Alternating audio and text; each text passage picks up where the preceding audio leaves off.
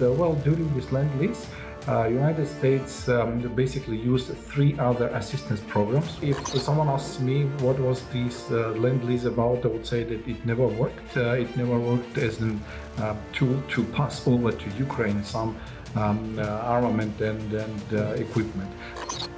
And now we are using weapons and equipment of the 1970s and 1980s of the NATO model. Hello and welcome to Ukraine in Flames, a special project by Ukraine Media Center and NGO Euro-Atlantic Course. And I'm your host, Matt Wickham. And this episode delves into the Lend-Lease program for Ukraine as Ukraine waits for a decision from Washington on further military aid steps. If you want to learn more about this subject, please continue watching this video and don't forget to press subscribe to our channel so you don't miss out on any of our videos in the future. Our first guest, Archil Tsintsadze, security policy expert, discusses the dynamics surrounding the Lend-Lease program utilized by the US, highlighting its limitations and contrasting it with other assistance programs. He notes that 3 additional aid initiatives, unlike Lend-Lease, didn't necessitate financial repayment. Let's take a listen. I want to remind you that on May 9th, 2022, this Lend-Lease was signed into bill, and basically it was something which was similar to the Lend-Lease which United States provided to their partners in World War II. The bill itself was called Ukraine Democracy Defense Lend-Lease Act 2022. Well, basically what happened that this Lend-Lease was terminated on October the 1st, 2023. The simple reason was that it was the end of the fiscal year of 2023. Well, when we described the Lend-Lease and try somehow to realize whether it was useful for Ukraine and it was supportive for Ukraine or not, we could say that, well, during this Lend-Lease, United States basically used 3 other assistance programs, which I could name. Well, first was the Ukraine Security Assistance Program, and the second one was Foreign Military Funding Program, and the third one was Presidential Drawdown Authority Program. And they compare with the Lend-Lease, a lot of people, they argue that this was these 3 programs were much better because they never asked for the refund of the funds and everything else which was provided to Ukraine. Basically, if someone asks me what was this Lend-Lease about, I would say that it never worked. It never worked as a tool to pass over to Ukraine some armament and equipment. But one could say that it was really a powerful message, political powerful message to our enemies, to Ukrainian enemies, saying that the United States is firmly stands by Ukraine and supports Ukraine. At the same time, it was the backup plan in case that some other bills and some other preparations will not work and will not pass the House, since everyone knows that in cases that the simple minorities can simply make gridlocks, and these kind of bills, they will never pass or just be delayed, considerably delayed. So this was something which could assist Ukrainians to overcome this and then still get some kind of support and get equipment and armament it needed. Well, now I understand that Lend-Lease is over, and the Ukrainian embassy in the United States in DC and the ambassador, they are working somehow to extend it, get it extended, and they're arguing, saying that, well, we need somehow to have the backup plan still in place if this support if the support from United States is somehow delayed. And it's worth noticing that they are still working, but nothing happened. Well, and then I simply believe that this well, these efforts will continue, and sooner or later, Ukrainians will have the extension of the Lend-Lease program, and then the United States will continue supporting Ukraine. But I would say that with or without the Lend-Lease, I believe the United States will be supporting Ukraine in its war for democracy and the territorial integrity.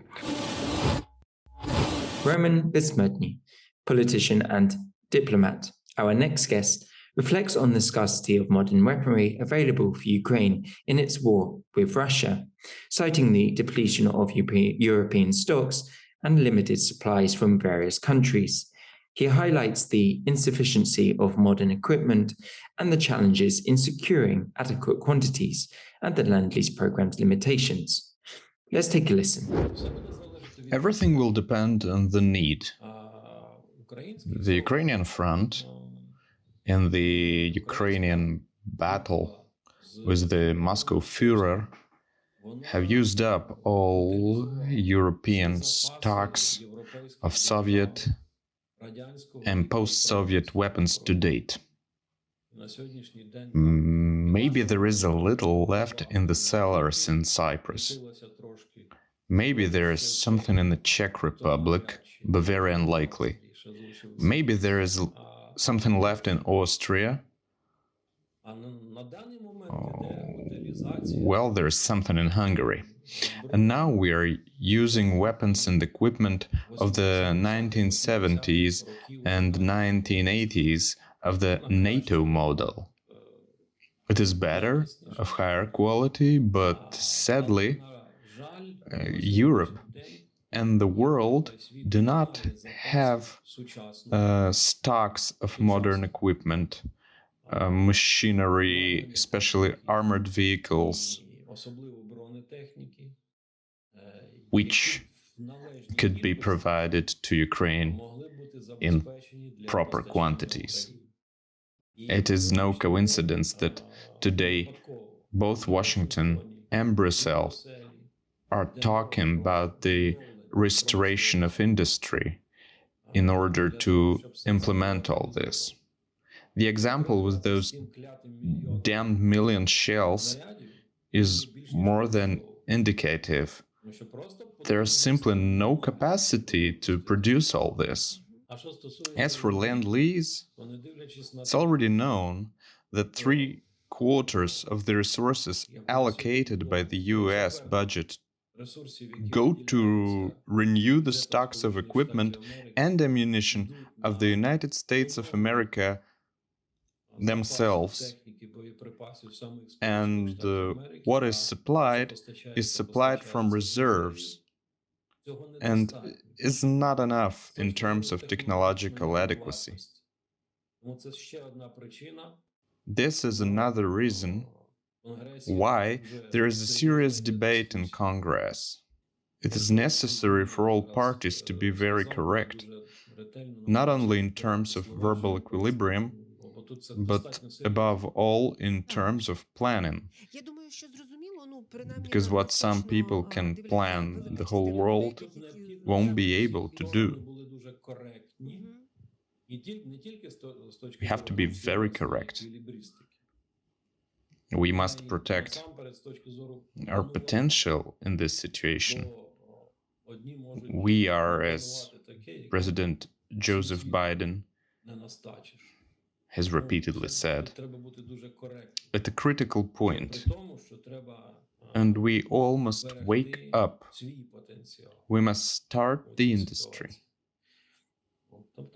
Because the potential of the axis of evil, Minsk, Moscow, Tehran, Beijing, is such that it is impossible to stop it with the available resources without uniting and launching production.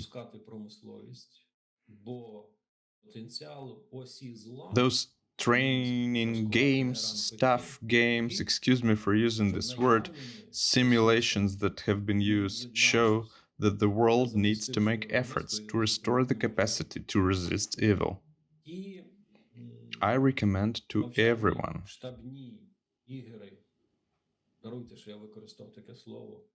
Please go back to the article by Mark Milley, the former chairman of the Joint Chiefs of Staff, March article. It's his interview where he talked about the so-called necessary technological leap in the lessons of the war in Ukraine. General Zaluzhny wrote about this later in his scientific report. Only there was no squealing after Mark Milley's interview at that time. It happened when General Zaluzhny wrote it. This shows that, thank God, the military understands the situation adequately. But it also shows that the politicians are not ready to understand it adequately. Is the first thing. And secondly, we must understand that now the civilized world is slowly coming to its senses. It understands that in the coming decades the world will fight for its right to a peaceful existence. And in order to minimize this period, this confrontation, we must be prepared, first of all, in terms of the force component, defense capability, the ability of industry to provide what the army will need. It has been said repeatedly, for example, in the Washington Post article, which came out signed by the US President Joseph Biden, and in his address.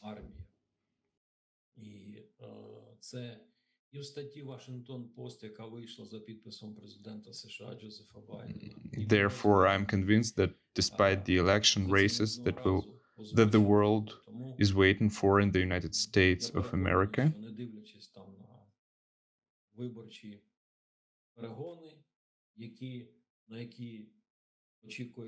and then in France, Germany, the UK, I hope that the civilized world will be ready to confront the axis of evil. You've been watching the special project by Ukraine Media Center and NGO Euro-Atlantic course dedicated to the Russian-Ukrainian war, Ukraine in Flames. In the description under this video, you can find more information on how you can help Ukraine fight Russian aggression. If you find our work useful, please like and share this video. Slava Ukraini!